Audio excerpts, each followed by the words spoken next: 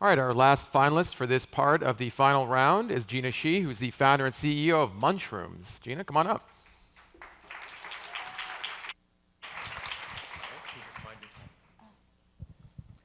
Hi everyone, my name is Gina and I'm the founder of Munchrooms, a 100% mushroom jerky company based in San Francisco.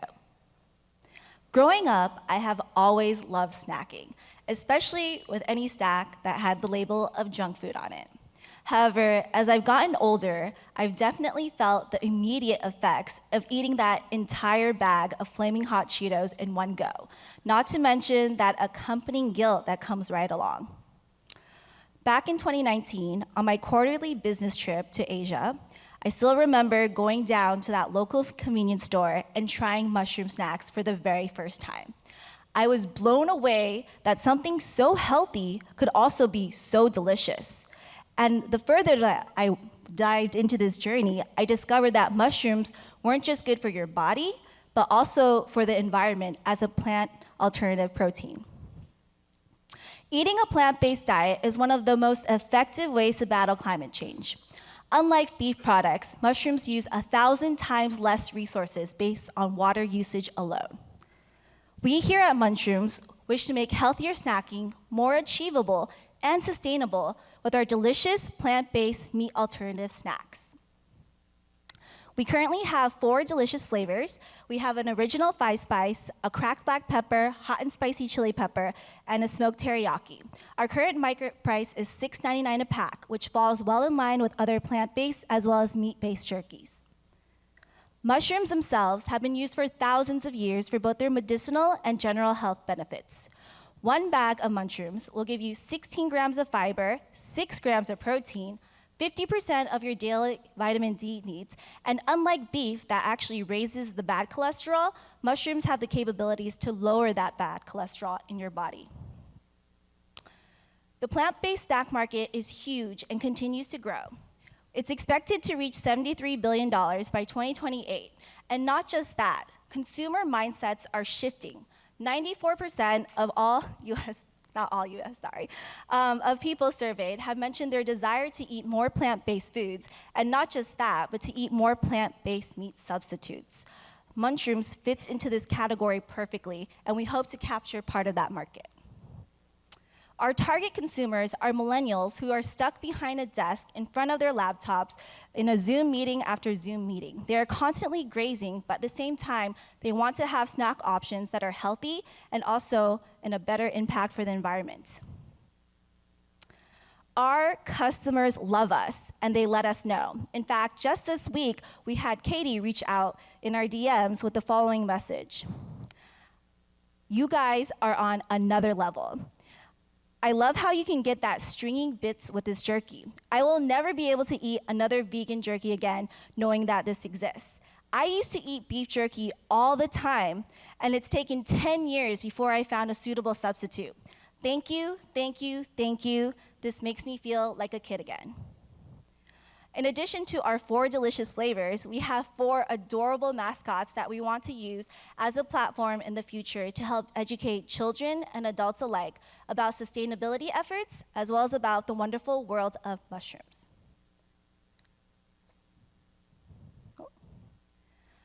Since we launched last summer, we have been growing tremendously. We are currently available in over 40 specialty shops across the nation. In fact, one of our best-selling shops is a jerky shop that has over 100 different types of meat jerky. This goes to show that people are looking for more plant-based options, even in a sea of meat products. In addition to wholesale, we also sell direct-to-consumer, both on our own website and Amazon.com. We sell through online B2B channels like Hive Brands and Snack Magic, which have been great tools of discovery.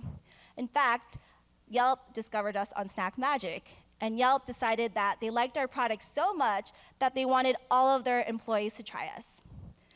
Since COVID started, we haven't really been able to do sampling. However, as of the summer, we've been able to do more pop-ups as well as farmers markets. And this has been a great way for people to try our product right away and give us that immediate feedback where they are blown away that our product is in fact 100% vegan and 0% meat. Right now, we are focused on making our product even better. We want to reformulate to make sure that we have lower sugar content as well as to make it preservative-free.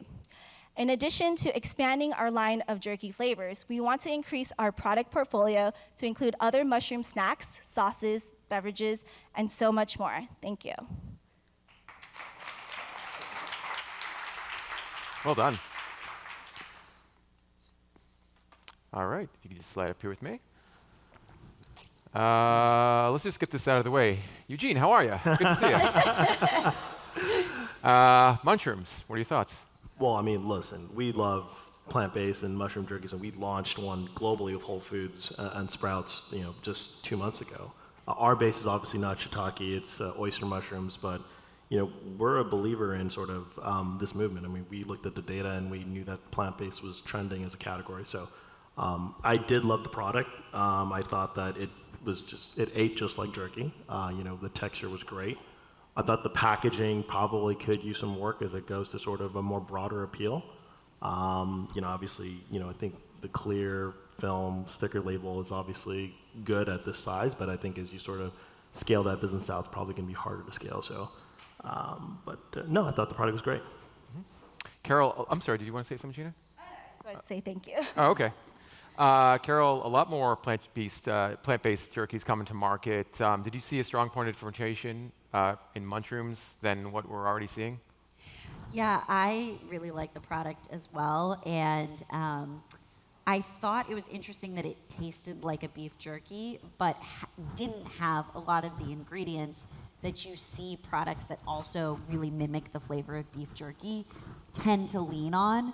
That you are seeing discourse around and with consumers about, is this actually better for me? How does it taste? How will it actually be sustainable?